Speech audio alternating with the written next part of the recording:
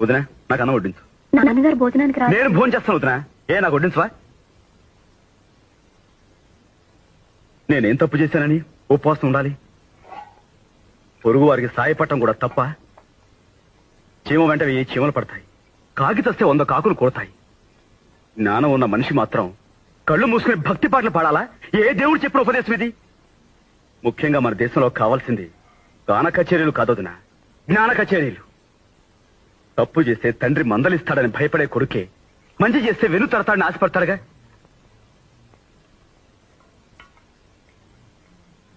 కానీ కానీ నా విషయంలో నాన్న నేను తింటాను వదినా, కడుపు నిండా తింటాను. నేను ఎందుకు మానేయాలి భోజనం?